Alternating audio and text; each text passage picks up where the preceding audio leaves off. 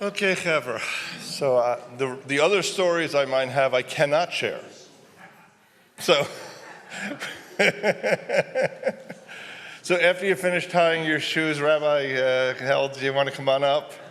And once again, we're delighted to have Rabbi Held with us. It is truly a wonderful educational and emotional and passion-filled experience. So thank you. Thank you. Shabbat Shalom, everyone. Thank you. So, I would like to say two things by way of introduction, if I could. One is like just an observation about learning in general, and then one to lead us into these texts that I want to think about today. Those of you who have learned with me before have no doubt heard me say the following thing, which I think is really, really important. Many years ago, I was reading a book by a philosopher named Jonathan Lear, and he makes a comment. This is totally my words, but his idea. He says something that I found arresting, that I have never stopped thinking about ever since. He says, the greatest obstacle to learning is knowing. Meaning, if you think you know something, you stop hearing anything that it's saying, because you know it already. And I remember reading it and it stayed with me, and I started thinking, why am I so preoccupied with this? And then I realized that in some ways that is one of the great challenges of teaching certain biblical texts to adults. It's because everybody thinks they know it already, right? And so they can't hear anything that it's saying. It's sort of like you teach Brith to adults and they all think it's a book for kids, right? Never mind that there is not a single chapter in the entire book that is actually appropriate for kids. So I want to invite you to consider, it's a strange thing to say, kind of bracketing or actively trying to forget everything you think you currently know about the creation and flood stories. That's a lot, right? I ask you to just press delete for a minute so that we can see some things about these texts that I hope will be new and will allow us to sort of experience and perceive them in a different way. I'm saying that because I just want to acknowledge it can be hard to do this, okay? Okay. The second thing is, so I don't know about you, but I go through life a lot with the feeling this world is so beautiful and so completely impossible. It's kind of my primary experience of the world. By the way, it's my primary experience of Mark Levine too, but we'll leave that. You know what? I'm going to try. This is a sanctuary. I'm going to show some respect. Okay, so the world, it's so magnificent, it's so wonderful, and it's also just so overrun with so much awfulness. And what I realized a couple of years ago, while I was, working on something else, is that I actually think that the opening chapters of the Bible are interested in saying something very similar to that, and more than that, are interested in suggesting that God experiences the world that way too. Which is an idea that I find to be both emotionally overwhelming and theologically really interesting, that God looks at the world and thinks, this place is amazing, but what a mess, right? So, okay, with that, and I'm going to ask you to give me a chance to develop some of this, and then I'm happy to hear questions, rejoinders, tomatoes, whatever. But I want to just indulge me for a few minutes to sort of try to bring you along to what I want to try to suggest here. So the first point I want to observe is just an observation about Genesis 1 that is easy to miss. One of the things, this goes with the Jonathan Lear comment, about a text that is really familiar is that you can't even hear the words anymore. This is one of the challenges of having a fixed liturgy, right? The words, you don't get tripped up on the words. I sometimes think, this is a dangerous thing to say in liberal synagogues, that people who really know the liturgy well should try davening in English once in a while, just so that the words feel unfamiliar. Defamiliarize yourself with the words so that you actually hear them again, right? So, if you read Genesis 1, something really interesting happens again and again and again. This little piece I actually mentioned, I think, in my most recent book, for those of you who have read it, is that The Torah is not content to say that God creates animals and that God creates birds and that God creates plants. But each time God creates something, the Torah goes out of its way to say God creates animals liminam, of all different kinds. Birds liminehem, of all different kinds. Plants liminam, of all different kinds. Again and again and again, you hear this word, right? Limino, liminam, liminehem. Different kinds, different kinds, different kinds. And at a certain point, you realize that Genesis 1, among the many things that it is a kind of hymn to God celebrating the sheer diversity of creation. It's like a hymn about biodiversity, right? Look how many kinds of animals there are. Look how many kinds of birds there are. Have you seen how many kinds of trees there are?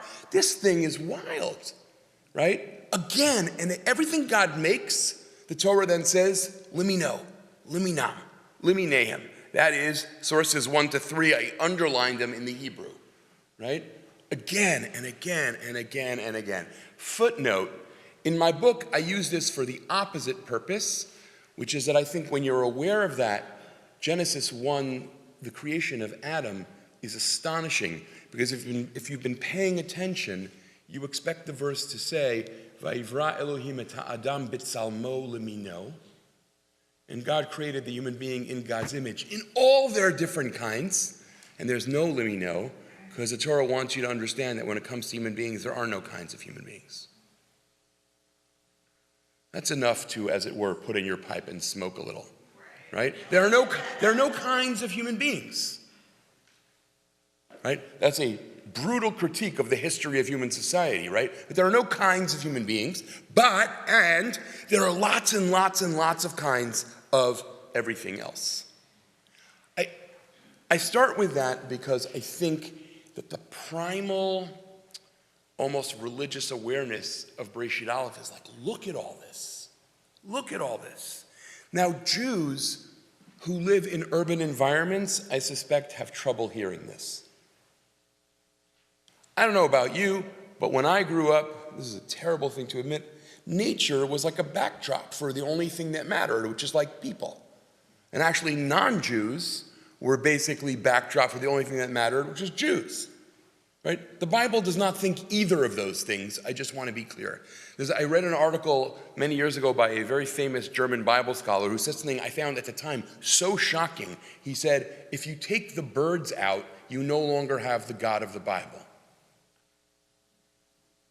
Wait, what? You take the birds out? But like the very first chapter of the Torah is celebrating how many different kind of birds there are. Okay, hold that thought.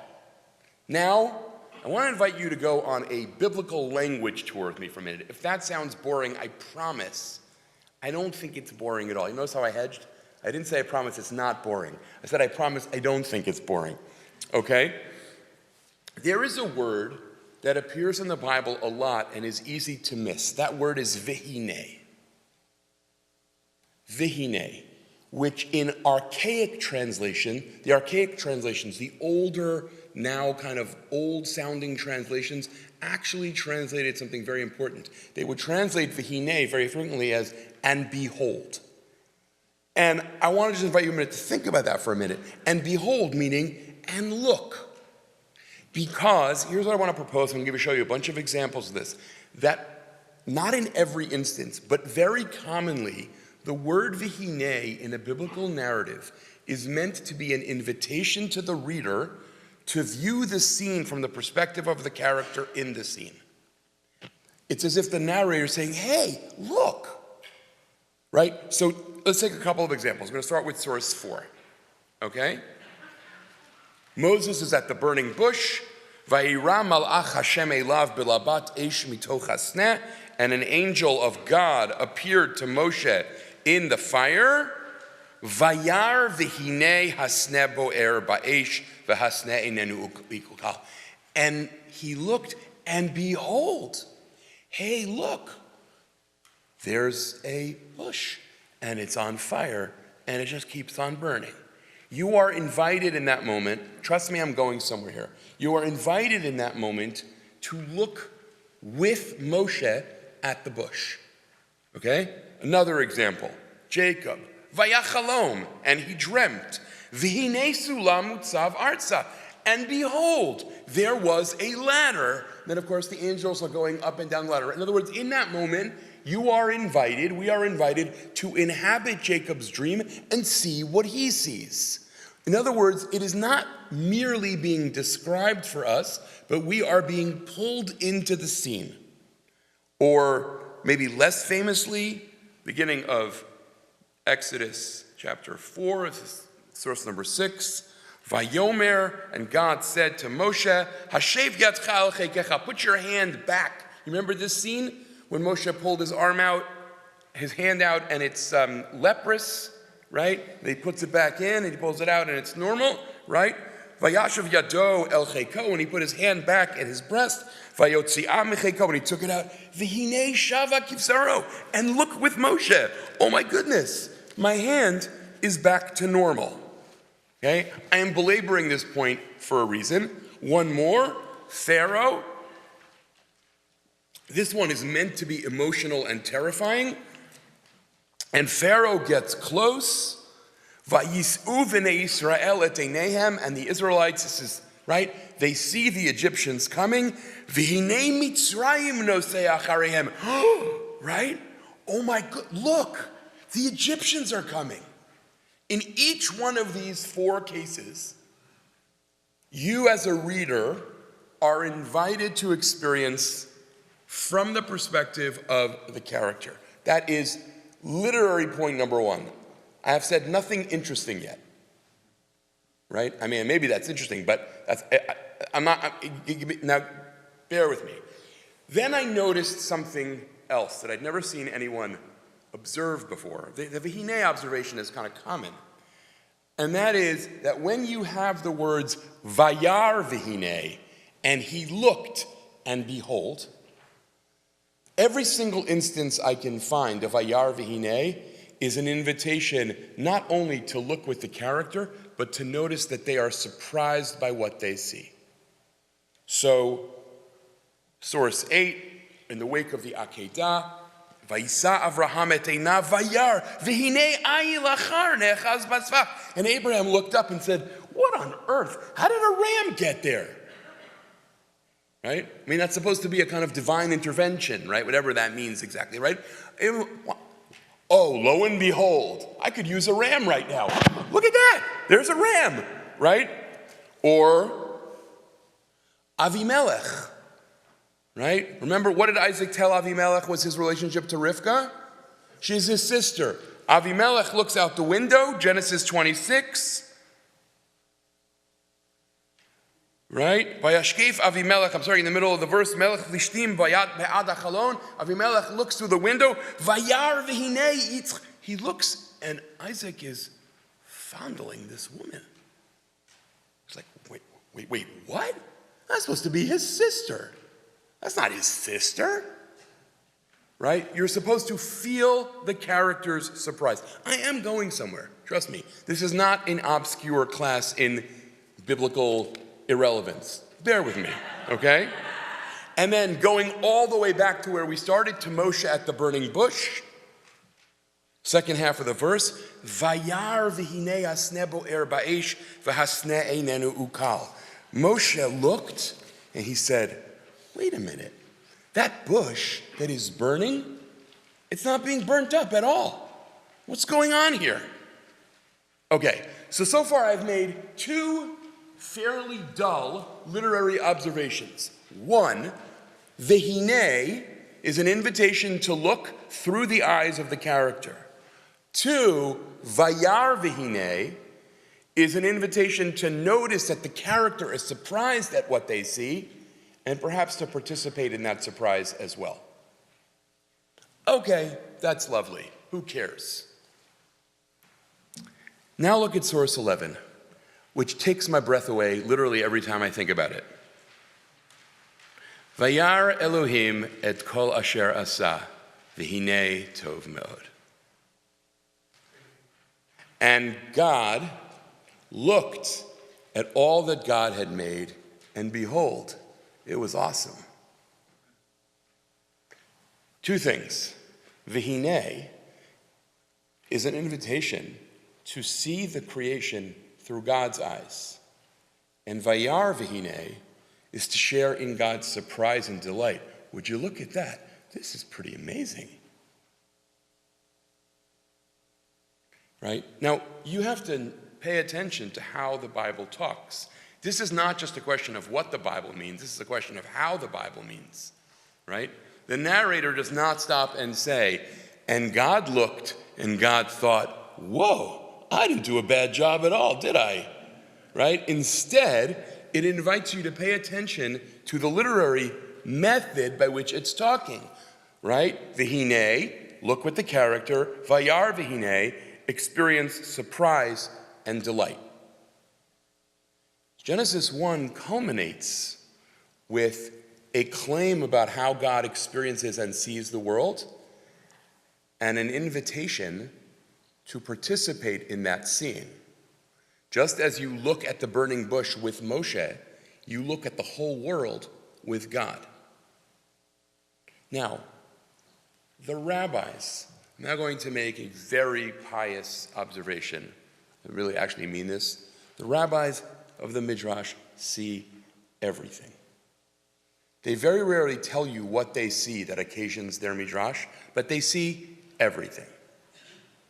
I literally don't think I've ever had a literary observation about a text that I can't eventually figure out that Chazal saw. Right? It's really kind of astonishing. So I just think it's interesting that the Midrash Tanchuma says, when the Blessed Holy One created the world, he was filled with joy. Right? As it says, Vayar Elohim et kol asher asa v'hinei tov me'od. And God saw all that God had made, and behold, it was very good. Now, you might have read that Midrash 50,000 times and thought, okay, I don't really see how tov means pleasure. But once you know that Vayar v'hinei is an expression of surprise, and you imagine, what does it mean to imagine that God is surprised? Oh, it means that God is like delighted. Hey, I engaged in this experiment, and it was cool. It is beautiful. Imagine, by the way, looking at the world from God's perspective. Imagine looking at it for the first time, having made it yourself. Imagine how beautiful it is. I'm trying to decide if I should share the single strangest thing I think I have ever done.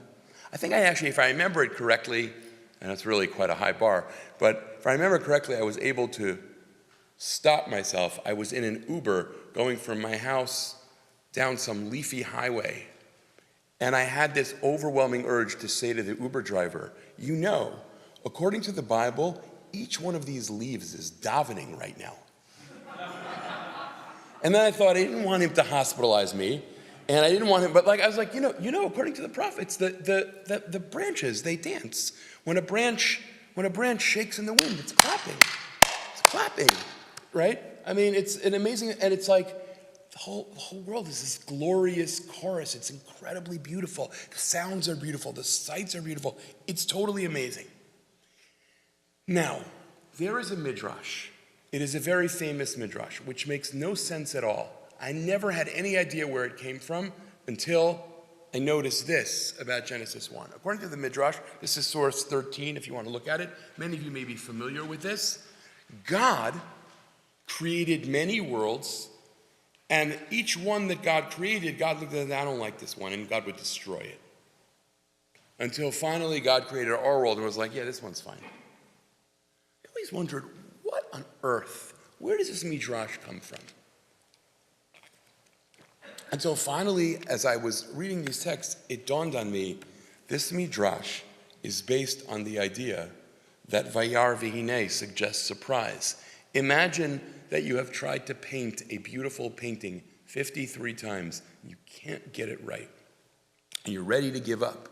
And the 54th time you look and you're like, oh, I got it now. I got it. Perfect. Beautiful. That's the rabbinic, if we'll follow what I just said, that's the rabbinic midrash on the phrase, Vayar Elohim v'hinei tov ma'od. And God looked, and behold, it's divine surprise. What do you mean God was surprised? God must have failed the first 50 times. Here's the crazy thing about Midrash. This is a topic for another day and a month. Midrash always, and I do mean always, has some anomaly in the biblical text that drives it. It's never just making up stories. It's interpreting texts. Always. This is interpreting. What do you mean God is surprised at how beautiful the world? How would that be? Oh, if you had failed as many times as God did, right? God as the failing young artist who finally makes a painting that is worth hanging. That's the theological image of Genesis 1. This is amazing. Okay, now, that is sort of end scene. I want us to suggest that when you read, I'm saying this, I'm kind of belaboring this for a minute. When you read Genesis 1 slowly, like you're not familiar with it, like you don't know it already, when you pay attention to the literary cues in the text, you realize, well, that's amazing. God is being described as surprised and delighted, and I am being invited to see the world as God does. Okay, that's a challenge. That's hard. Imagine unbusying yourself enough to, on a regular basis, take in the world as beautiful.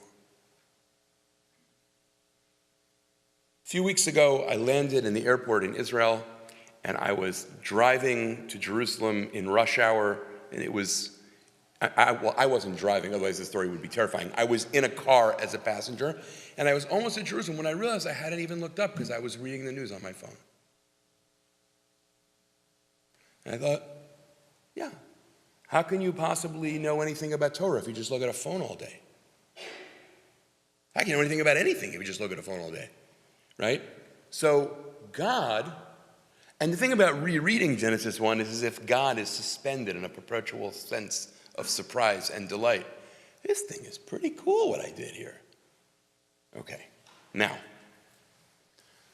so I sort of thought this and I thought, okay, that's cool. That's a nice literary insight. I could teach that sometime.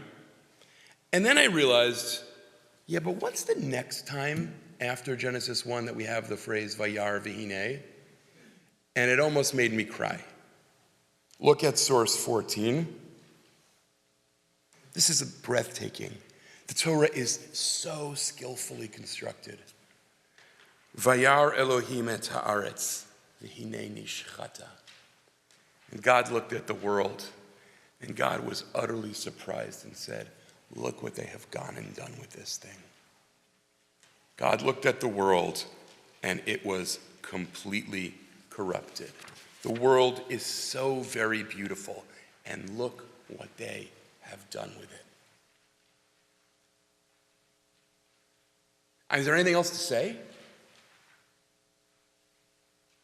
And again, now imagine, this is not theology. I mean, it is theology, but it's also spirituality, right? It's an invitation to learn to see the world that way, too. We get Vayar v'hinei tov ma'od, Vayar v'hinei nishchata. God looked and said, God, this place is so gorgeous. It's amazing. And then God looked and said, what a nightmare. That's that experience, right? That's where I started. I would call that Tuesday. Right? God, it's so beautiful. Really? What an abyss. What an inferno. And again, Bereshit doesn't say that. It elicits that. It evokes that. It invites us to participate in that. Once you see that, you discover something else that is really, really striking, which is obviously deliberate. If you turn now to the 6th page of the packet, source 15. God famously blesses Adam and Eve after creating them. Vayivarech otam Elohim, and God blessed them. Vayomer lahem Elohim, and God said to them, Pru urvu umil'u et haaretz. Be fruitful and multiply and fill the earth with life. Fill the earth with life. Multiply and fill. And when do you get the words revu and mil'u Next, back to Genesis 6, same chapter. Vayar Hashem ki rabba ra'at ha'adam ba'aretz. English translations can't capture this. They have to use different words. But if you listen to the Hebrew root, and God saw how multiplied was human depravity. God said, multiply life. And what do they multiply? Depravity, right? The same root, revu, rav.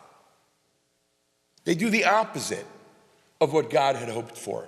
God wanted life, and they bring wickedness. And then, just a couple verses later, Vatishachet haaretz lifnei ha'Elohim, the earth became totally corrupted, Vatimale haaretz chamas, and the earth was filled with violence.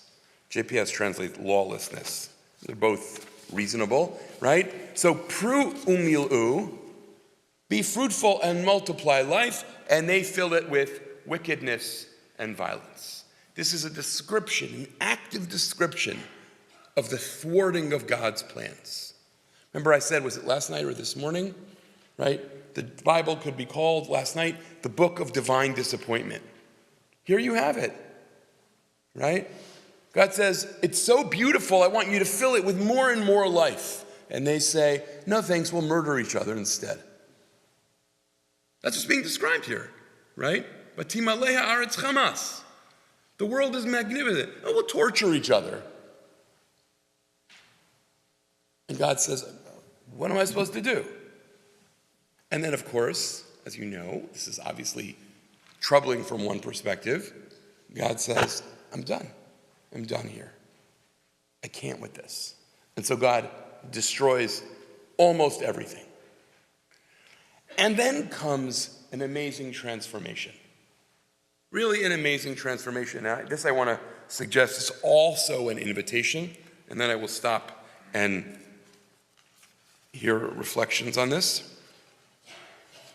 There's an amazing anomaly in these chapters that is very easy to miss. I wrote about this a little bit in my book, The Heart of Torah, this particular anomaly, right?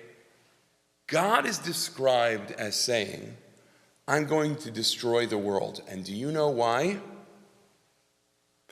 Because human nature stinks. And then, after the flood, God says, I'm never going to destroy the world again. And do you know why? Because human nature stinks. If you actually slow down enough to read that, you can't help but ask, what is this? Was this like different authors with opposite perspectives on what it means that human nature stinks? Trust me, that's not what it is.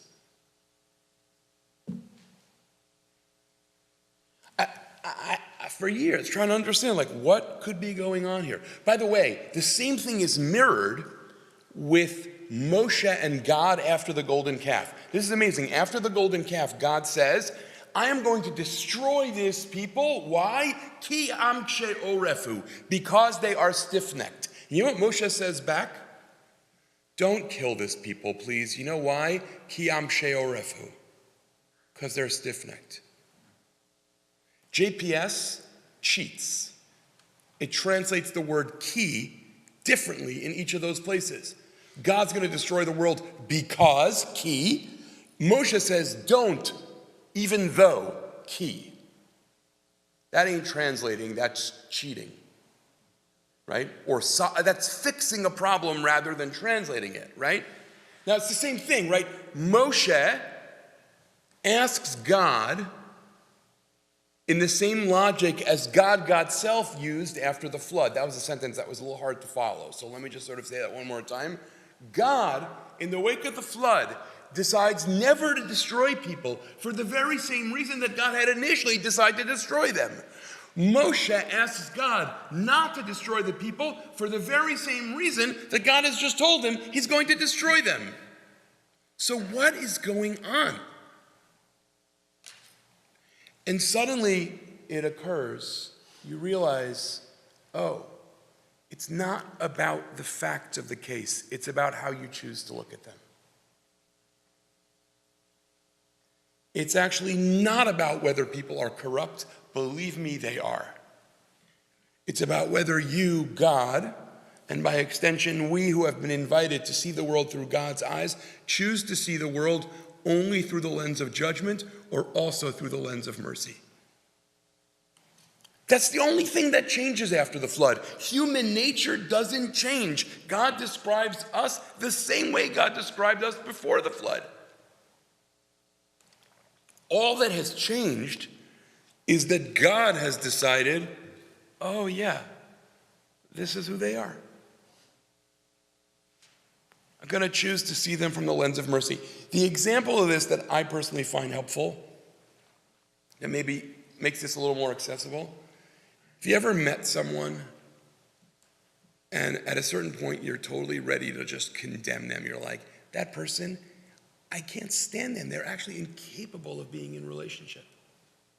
And then maybe if you've been working on yourself, there's a light that flips and you think, am I going to judge them? They're not capable. And all of a sudden, the very same reason you judge them and condemn them becomes the very reason you have mercy for them and maybe even consider forgiving them. That's like God and us, according to Brith. I mean, it's deranged, right? After you flood the world and destroy it, why don't you change human nature? So God says, I can't change it. They are who they are. But I can change myself. I can change how I see them. And Moshe, as it were, having read Breshit, says, God, let me remind you of something. You don't have to see stubbornness as a reason to condemn them. Most of you don't hate your 16-year-olds because they're stubborn. You think they're 16.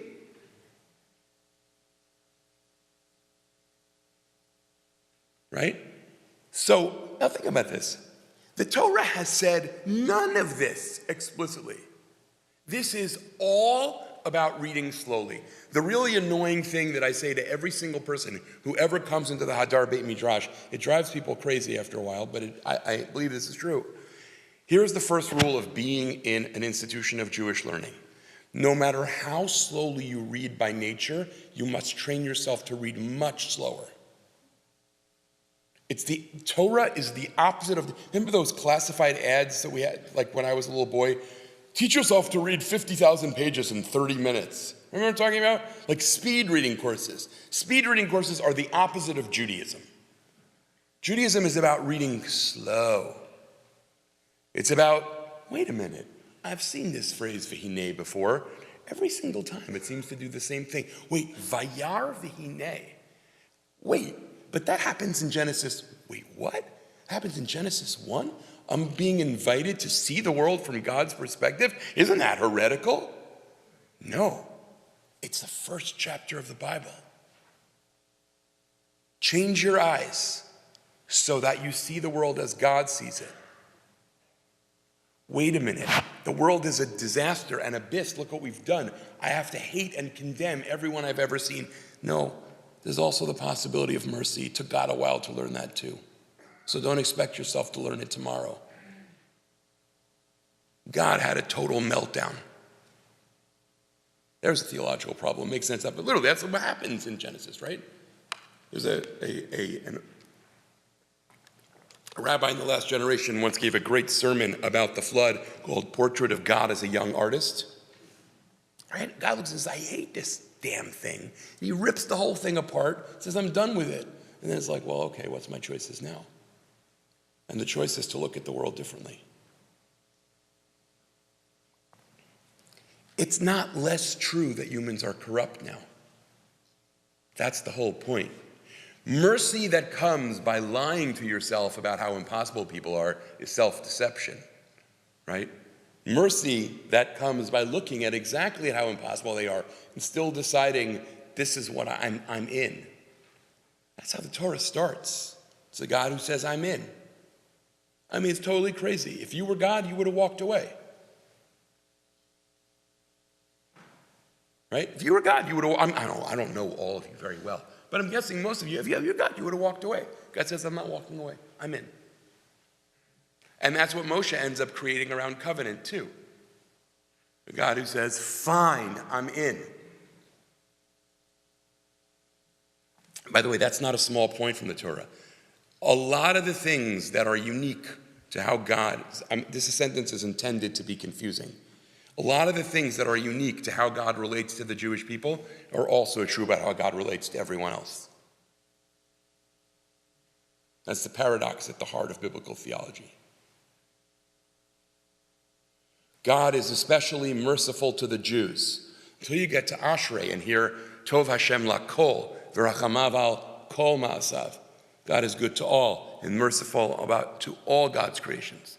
It's the deliberate taking of the covenant formula of Exodus 34 and saying, not just Jews, everyone. Maimonides reads that verse and says, not just people, animals too. Tov Hashem lakol. God is good to everyone. So I have a concrete suggestion and a method suggestion, and then I'm done. The method suggestion is read slow. It's amazing what you can find. Really, it's just amazing. This is, I think, like a text for this moment. Oh, you ready to walk away from the world and say, it's done, humans suck? Please forgive my language. God says, yeah, I know, it's true. You're not allowed to walk away. I didn't. Who are you? I haven't walked away in hundreds of thousands of years. You're going to walk away because it's been hard for 10? That's not how it works. That's like a very powerful invitation.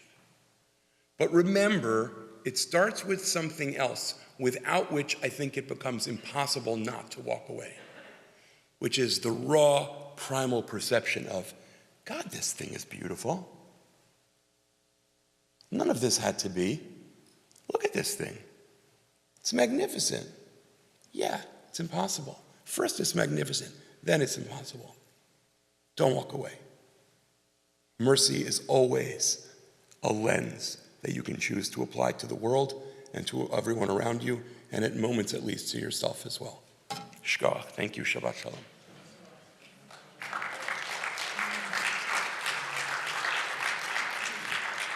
Happy to take questions before rejoinders. Let's start with questions. Yes, please.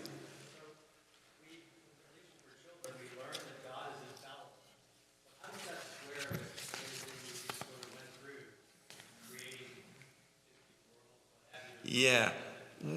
So here's the thing. Yes, I'm gonna repeat the question. Don't worry. I'm gonna repeat and probably distort the question. So correct me if I'm right. The question is: when we were kids, we all learned that God was infallible. How does any of this make sense in light of that? So I want to say it in a sort of funny way. We all suffer the curse of living after a bunch of medieval philosophers came along and made God this perfect abstract being. I don't think the Torah cared about those questions at all. Meaning, how can an omniscient God learn something new? Please, can we talk about something that's actually interesting? I'm not dismissing the question. I am sort of a philosopher. But I just think it's the Torah's question. The God of the opening chapters of Breshit is personal in a very profound way. And the biblical text doesn't know how to imagine a personal being who's a bunch of abstract perfections. Oh, God is personal. He just happens to be all-powerful, all-good, all-present. I think the authors of the Bible are like, maybe I believe that, but I don't find any of that particularly interesting to my religious purposes. We all really struggle. I mean, it's like a funny thing to say because like most people have never read Maimonides, right? But like we all suffer, right, from being Jews who live after Maimonides. So now it's like, oh God, how could God say Cain? Right?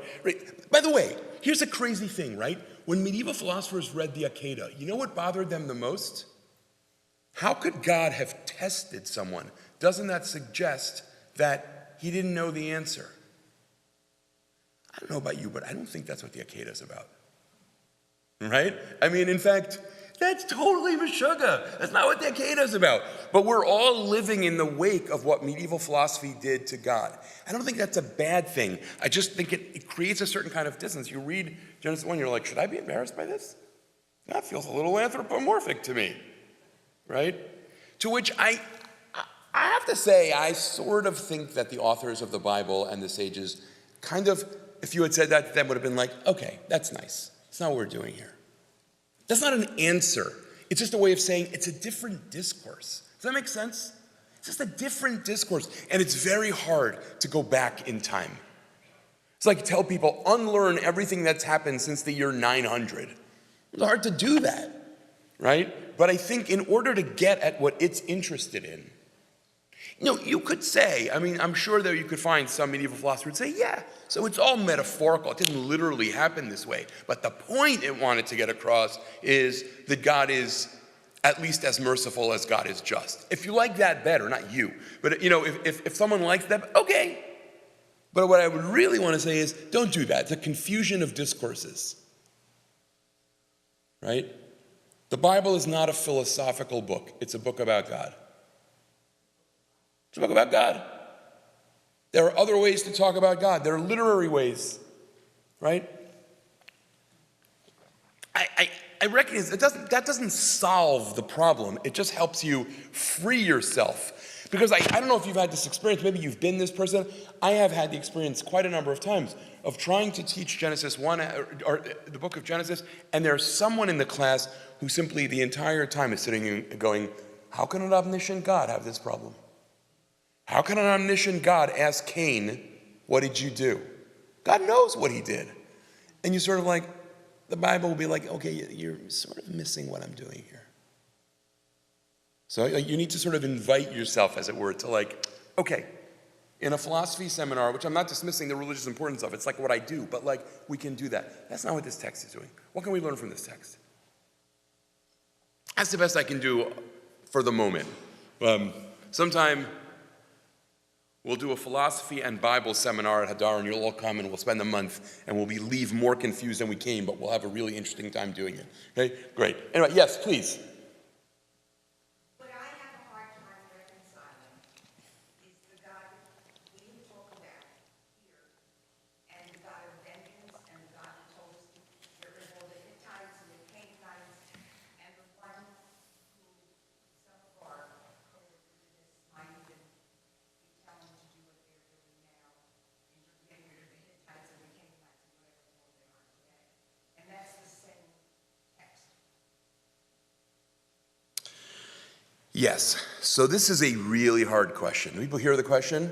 Which is, okay, so what's hard is that the same text that says all this stuff about divine love also encourages divinely sanctioned violence, sometimes in terrifying ways. Right? So I want to say a couple things about this, none of which you will find satisfying. I want us to say that up front, because I don't know that there is a satisfying way.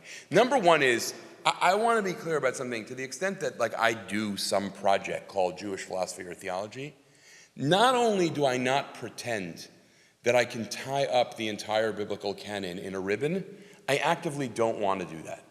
Because part of what I think it means to live with a tradition and fully inhabit it is to live with its jagged edges. I'm not interested in tying it all in a ribbon, and lo and behold, it's all about love and sweetness. I don't find that interesting, right? That said, I think that anyone who inherits a tradition makes choices about what to interpret in light of what. What are the things that you imagine to be at the very heart of the Torah's project, and what are the things that you interpret in light of what you imagine to be at the heart of the Torah's project? That's not selective reading, because you're still reading everything. But you are making a conscious choice to decide what's at the middle. And what I want to suggest is that that's a totally traditional thing to do. When Rabbi Akiva says, love your neighbor as yourself is klal gadol b'Torah, is the great principle of the Torah, how did he know? Why didn't he say, wipe out the Amalekites, zeh klal gadol b'Torah? Why didn't he say that? Based on what? And there's a lot of different ways to answer that, but I'll just share one answer that I'm going to share this one. I don't think it's the only answer, but because I think it's deliberately very provocative and unsettling for people. The sages trusted their religious intuitions a lot. If you said to them, how do you know that at bottom God is more about love than hate? I think they would have given you some version of the following answer. Okay, look at the following verses. But if you really need these verses to tell you that, you're in big trouble. You don't need a verse to tell you that love is more appropriate to attribute to God than hate. If you do, I'm a little scared of you.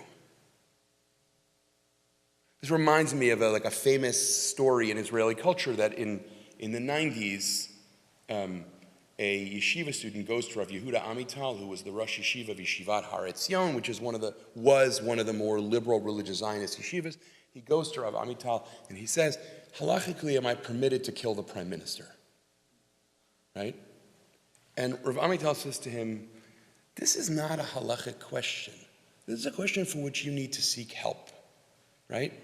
The moment in which I entertain that as a halachic question, the whole discourse is fundamentally sullied and unredeemable.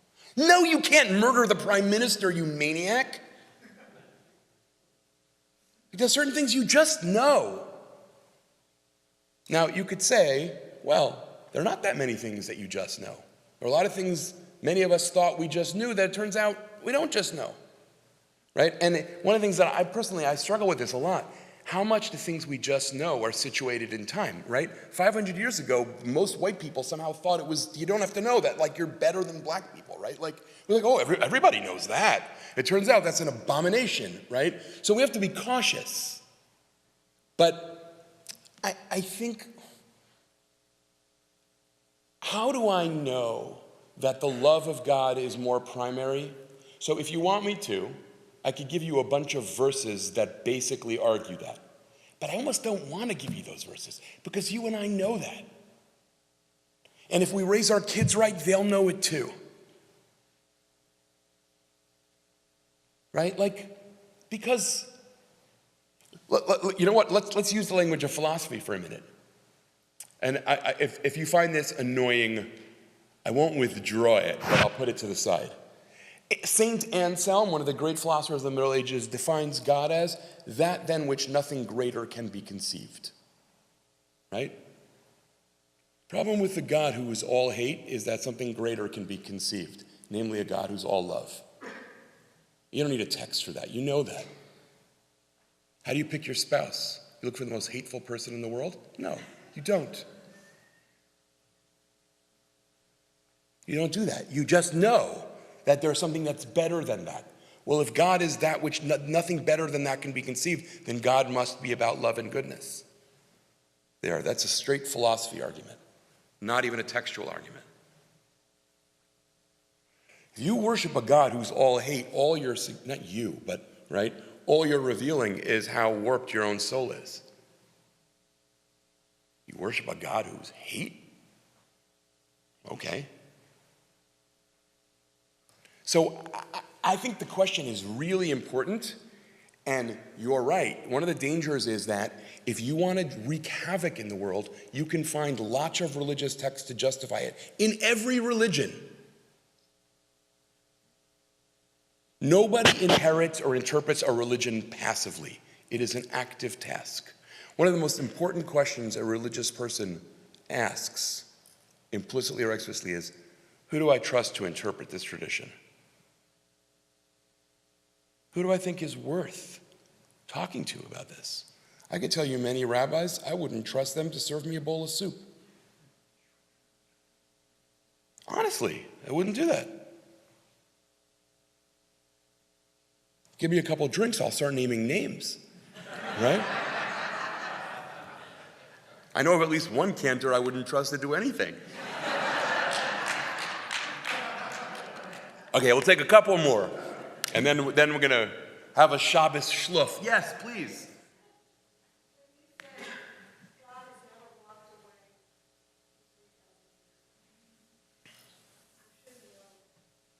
Yes. Yeah, go ahead. You want to finish? Go ahead, finish your question.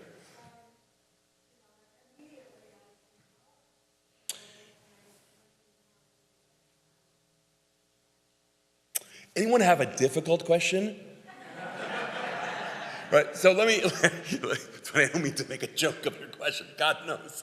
But, so the question was, I said the sentence, in 3,000 years God has never walked away, That's a strange sentence to say 75 years after the Holocaust. So let me say just a couple of things here. One is, there is nothing that I know how to say that will remotely satisfy us and have us be like, oh, okay, we just solved the problem of evil, right? I mean, can't possibly do that.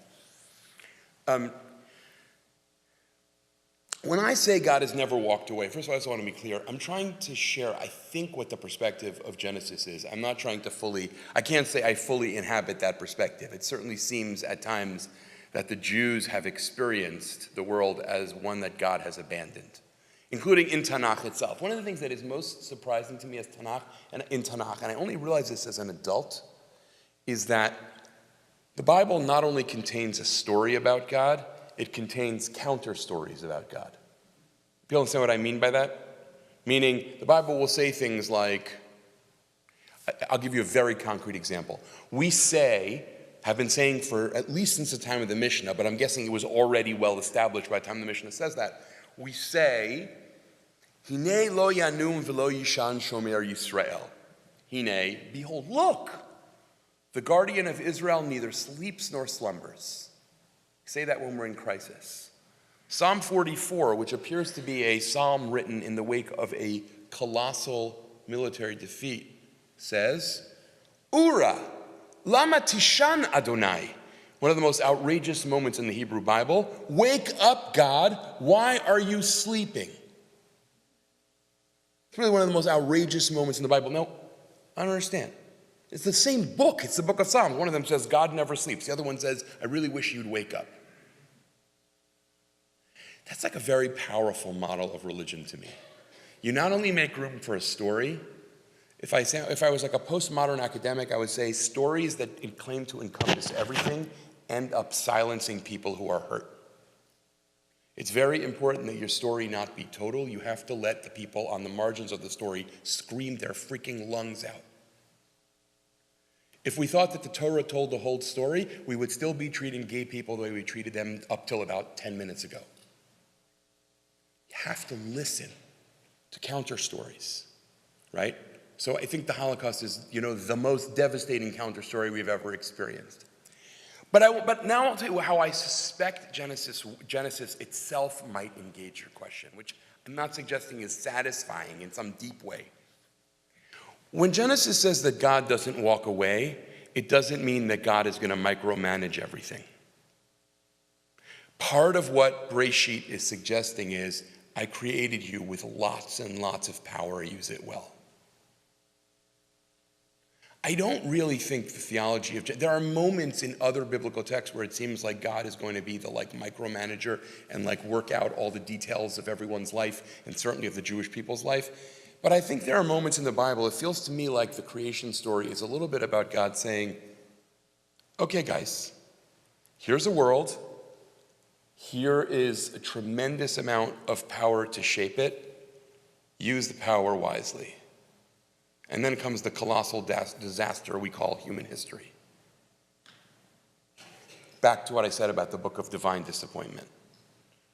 But I could almost imagine the author of Genesis saying, not in a glib way, forgive me, but God didn't build gas chambers. That is not how it happened. God made people with an evil inclination. And it turns out that inclination gets more and more creative over time. Does that solve the problem for me? No, it doesn't. But I do suspect that's what Breshit itself would say. I did it? I don't remember. I didn't do that. I gave you freedom, and you people have basically turned yourself into monsters. And then the theological question becomes, so now what? That is, I think, how Breshit would respond. I don't find it totally unhelpful. I just find it somewhat unhelpful, personally. I mean, obviously, we could talk about that for months on end, but it's really hard. Okay, please, last word. I don't know, Mark, what time I'm supposed to end, but.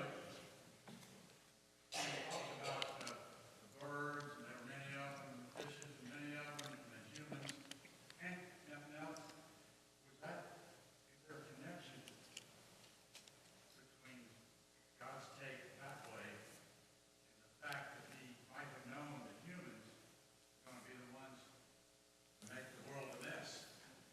You know, it's very, very interesting because in the 1960s, maybe it's the 70s, an essay that some of you may be familiar with, I'm trying to come up with this guy's name, a very influential environmental scientist. This is before we knew anything about how much damage we had wrought. What's his name? It'll come to me the moment we all go home.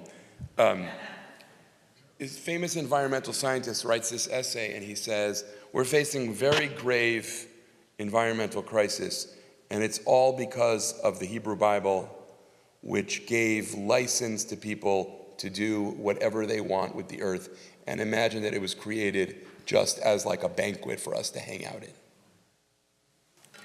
And the interesting thing about that is, I'm going to say this in as nuanced a way as I can. I think there are religious people, Jews and Christians, who do think of their religions as saying that, but that is very definitely not what Breshit says.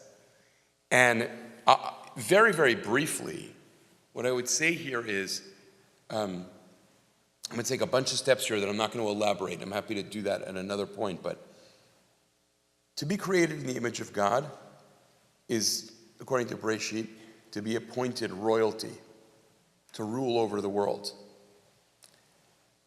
If you look at how the Bible imagines kingship, what the king is supposed to do, which is not to say it's what the king usually does, what the king is supposed to do is see himself as the protector of the most vulnerable subjects in his kingdom, right? So the king is supposed to protect, back to what we talked about, widows and orphans. One of the most amazing things about the Torah, by the way, is when it says that we are all Tzelem Elohim, that means we are all kings, which means we're all responsible for widows and orphans and can't pass the buck upwards. That's not me, that's just the president. You can't say that. That's not me, that's the king. You can't actually say that. Because we're all king. We're all queens. We're all royalty. So I think that the logic of Breshit 1 around the rest of creation is, yeah, you can make the world habitable for yourself. Habitable? What's the way you say that word? Habitable? Make the world habitable for yourself, but you're not given the world to use up. You're given the world to protect. You are God's vice-regent. I'll give you maybe I'll end with this, a magnificent comment of Rabbi Abraham Ibn Ezra. And if this impresses you, Mark, it's literally one of 2 Ibn Ezras on Tanakh that I know by heart. Okay, so don't, okay? So, just Hallel, we say, Hashamayim shamayim laHashem, ve'ha'aretz natan livnei adam. The heavens belong to God, and God has given the earth to people. Ibn Ezra, who was really a sharp, he says, there are idiots. This is great, Ibn Ezra. There are idiots who think this means God created the heavens and gave people the earth to do what they want with. These people are idiots. He says, right? God gave the earth to people to run in accordance with how God would want it run. God is, after all, the boss. We are vice-regents. Ibn Ezra actually uses the word, we are pikidim, which would probably best be translated as stewards, which raises all the questions, and you may be familiar with debates about whether stewardship theology is a good thing or a bad thing for the environment. But it's certainly, Genesis 1 never meant, oh, do what you want with it. Now, to end where you started, it may be that one of the reasons Genesis 1 wants to say, look at how beautiful all these birds are, God notices it, is, among other things, to tell you, don't go either kill them or eat them all. I am God, and I like looking at them. You don't get to take away what God, it's like, you don't get to paint over the scenery that God is looking at. Who do you think you are?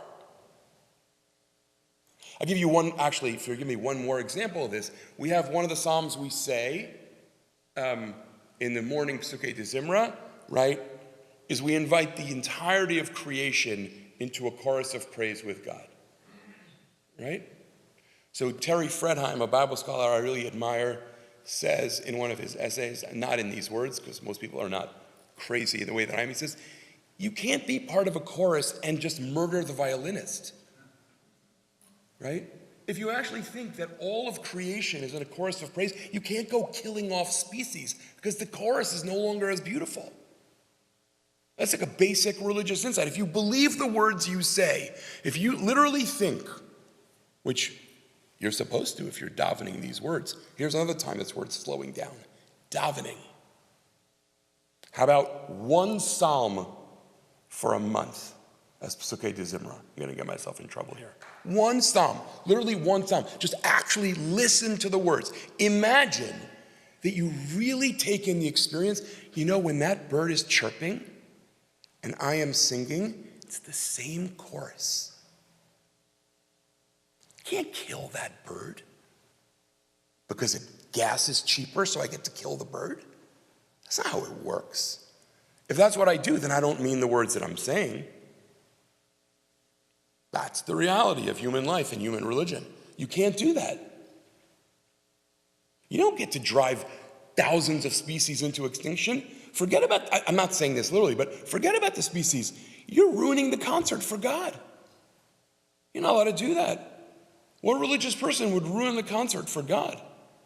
That's unspeakable. It's unimaginable. Who would do that? That's human life. That's what we've learned about the 21st century. That's what we all do. We're ruining the chorus for God. That is not what the Bible is inviting us to do. On this issue, we would do well to listen to the Bible, which I don't think is something that we've really ever fully understood how to do before. Thank you very much.